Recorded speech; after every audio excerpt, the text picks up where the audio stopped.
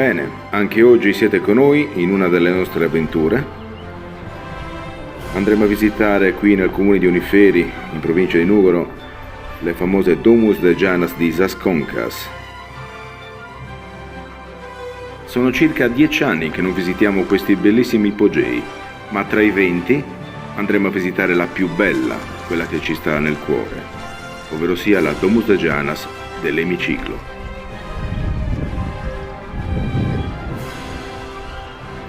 Le tombe sono costruite in un tufo trachitico, risalenti tra il V e il III millennio a.C.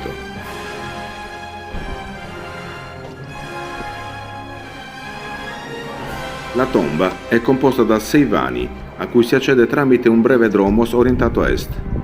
Questo immette in un'anticella, l'ambiente più importante della sepoltura, di pianta semicircolare, decorata con elementi architettonici in rilievo, coppelle e petroglifi incisi.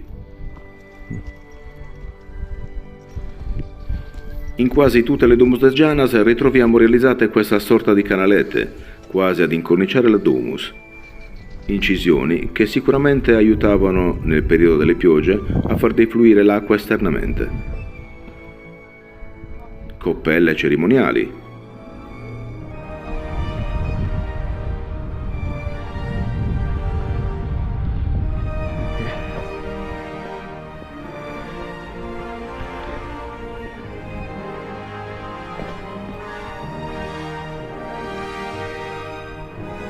E come nella propria abitazione, troviamo lui nel pavimento, il focolare.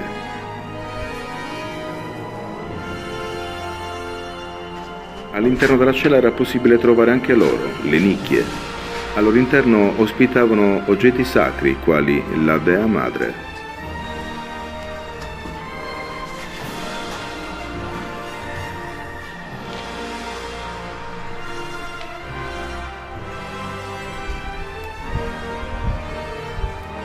Caratteristici gli incavi realizzati sulla roccia, realizzati come scalinate per poter accedere alla tomba superiore.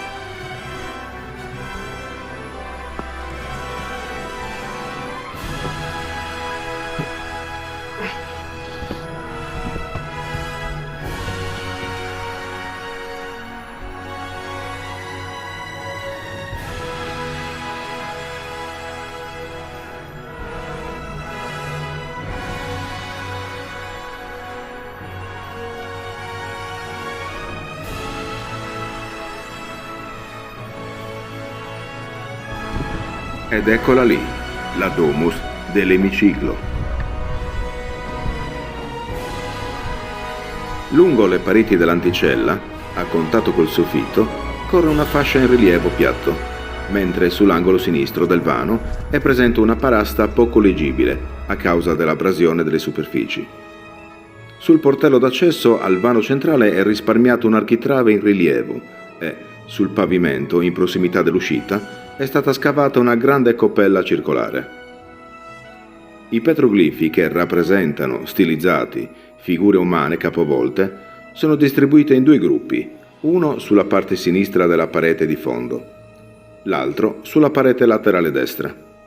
Complessivamente si contano 11 figure, tutte le figure di tipo maschile, per la presenza dell'appendice mediana che indica il sesso.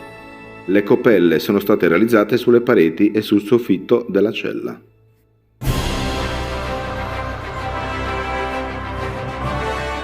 La tomba è stata violata e svuotata in epoca antica, ragion per cui non ha restituito materiale significativo per una ricostruzione delle fasi che hanno caratterizzato il suo utilizzo. Al pari di altre tombe a Domus de Janas della Sardegna, è possibile datare l'ipogeo ad un periodo neo e neolitico o ad una piena fase neolitica, evidenziata dalle presenze delle figure antropomorfe schematiche incise. Tali raffigurazioni trovano confronti in altre Domus de Janas e grotte naturali della Sardegna e per la presenza del capovolto nelle statue menhir del Sarcidano.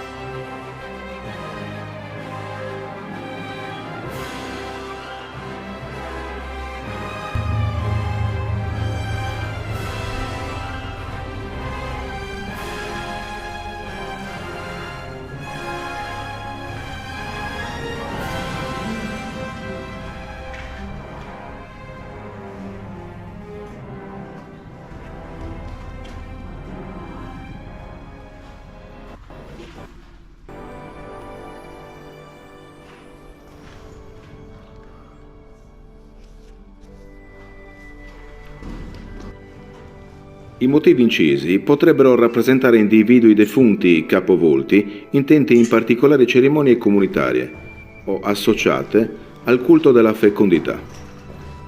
In linea generale, in queste raffigurazioni, la quasi assoluta prevalenza di figure maschili rispetto a quelle femminili potrebbero rappresentare un segnale del tipo di strutturazione sociale presente nei gruppi umani neolitici, in cui la figura maschile, appunto, potrebbe ricoprire un ruolo predominante.